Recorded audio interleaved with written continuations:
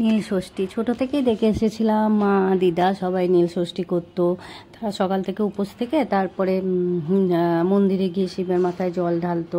আমি যতদূর জানি শিব মানে এই পুজোটা নীল ষষ্ঠীটা হচ্ছে পার্টিকুলারই সন্তানদের জন্য করা, সন্তানদের মঙ্গল কামনা আছে, তাদের দীর্ঘ আয়ু কামনা করে শিব আর কি হয় নীলের উপোসটা।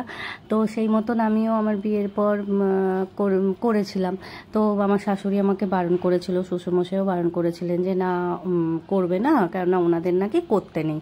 তো আমি সেই জন্য সকালে উঠে স্নান করে নিজের মতন করে মোমবাতি এইসব জ্বালিয়ে করে এবার খাওয়া দাওয়া নর্মালি যেরকম করতাম। তারপর আস্তে আস্তে জানতে পারলাম যে না, আমার জেঠি শাশুড়ি, তার ছেলের বউরা বা আমার যিনি কাকি শাশুড়ি আছেন তারা সবাই নীলের উপোস করে। তাই জন্য আমি নীলের উপোসটা আবার করছি এই 2 বছর ধরে।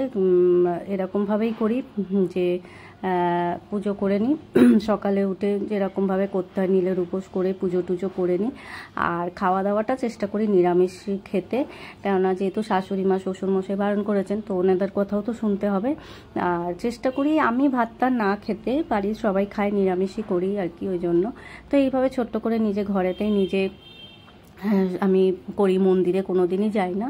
আমার শিবের যতগুলো শিবরাত্রি থেকে শুরু করে আর যত শিবের উপোস আছে আমি সবই ঘরেই করি। আর ঘরেই আমার ঠাকুর, যে এই ঠাকুর যে মহাদেব আছেন ভীষণ জাগ্রত, কেন আমরা খুব ভালো প্রমাণ পাই তার। আর আমার শিবলিঙ্গও আছে, তার জন্য আলাদা করে আমি আর মন্দিরে যাই না। যদি কখনো ইচ্ছে হয় ওই গেলাম একটুখানি দর্শন করতে যাই, একটু পুজো দিয়ে চলে আসি। তবে যে মন্দিরে গিয়ে উপোস করতেই হবে বা উপোস করেছি বলে মন্দিরে যেতেই হবে সেরকমটা আমার ব্যাপার না, আমি আমার ঘরেই করি। আর চেষ্টা করি যে যতটুকু ভালোভাবে করা যায় সেই মতন।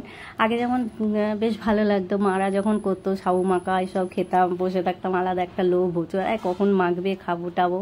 আর আমার সাথে সাথে আমি যখনই শিবের উপোস করি বা শিবরাত্রি করি বা শিবের যে কোনো উপোস করি তখনই আমি আমার ছোটো ছেলেটা তো ছোট, অনেক বড় ছেলেকে দিয়ে শিবের মাথায় জল ঢালানো, পুজো করা এগুলো করাই আর কি।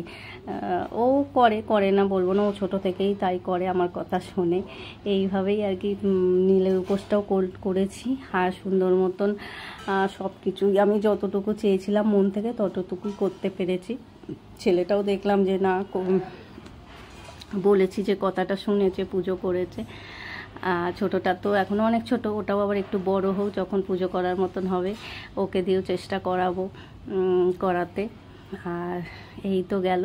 তো যেটা বলছিলাম ছোটোবেলায় সেই সারাদিন সাবু মাখা, তারপর সন্ধ্যাবেলা লুচি, বেশ মজাই লাগতো। আর সন্ধ্যাবেলা তো সন্ধ্যাবেলা যেরকম সন্ধে দিতে হয়, বাবাকে সন্ধে দিলাম, পুজো করলাম, বাবা মহাদেবকে।